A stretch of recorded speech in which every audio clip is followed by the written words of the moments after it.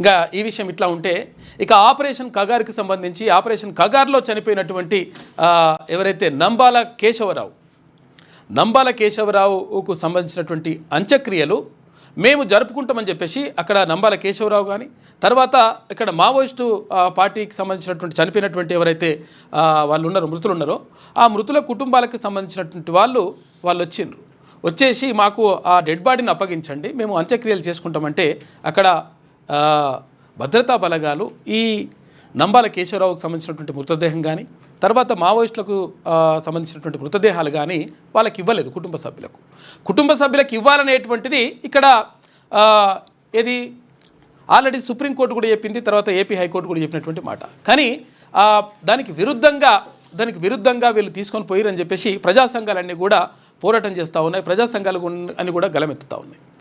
ఎందుకు వీళ్ళ కుటుంబ సభ్యులకు ఆ డెడ్ బాడీలను అప్పచెప్పలేదని అని చర్చకు వచ్చినప్పుడు నంబాల కేశవరావు అంటే ప్రశాంతంగానే ఉండే ఆయనని హాస్పిటల్లో కావాలని చెప్పేసి ఆయన తీసుకుపోయి కాల్చి చంపేసిండ్రు. ఆయననే కాదు ఈ 27 మంది కొంతమంది ఉన్నారు కదా వాళ్ళందరినీ కూడా కాల్చి చంపేసిండ్రు.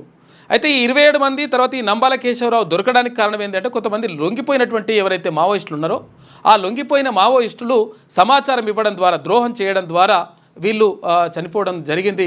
అయితే చనిపోయినరు ఓకే, దానికి సంబంధించి అంటే ఇటువంటివి అంటే మావోయిస్టుల్లో పోయినప్పుడు తర్వాత ఇక్కడ భద్రతా బలగాలకు తర్వాత ఇవన్నీ కూడా జరగడం లేకపోతే వాళ్ళని తీసుకుపోయి ఎన్కౌంటర్ చేయడం ఇవన్నీ కూడా జరుగుతాయి.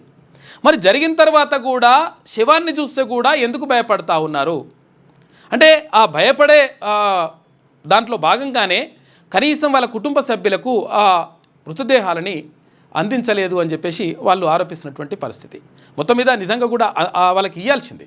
కానీ ఒకవేళ వాళ్ళ కుటుంబ సభ్యులకు ఇస్తే ఈ ప్రజా సంఘాలు లేకపోతే ఆ కుటుంబ సభ్యులు కలిసి హాస్పిటల్ తీసుకుపోయి నిజంగా ఏం జరిగిందని చెప్పేసి ఒకవేళ పోస్ట్మార్టం నిర్వహిస్తే ఆ పోస్ట్మార్టంలో ఏమని తేలుతుంది, వీళ్ళు ఎదురుకాల్పుల్లో చనిపోలేదు, తీసుకొచ్చేసి డైరెక్ట్ కాల్చి చంపారు అనేటువంటి విషయం బయటపడుతుంది. కాబట్టి అందుకనే వీళ్ళని తీసుకుపోయి దహన కార్యక్రమాలన్నీ కూడా భద్రతా బలగాలు నిర్వహించేసినాయి, వాళ్ళు కావాలని చేసింది అనేటువంటిది వాళ్ళు చేస్తున్నటువంటి ఆరోపణ. దానికి సంబంధించి లేఖలు కూడా వస్తూ ఉన్నాయి.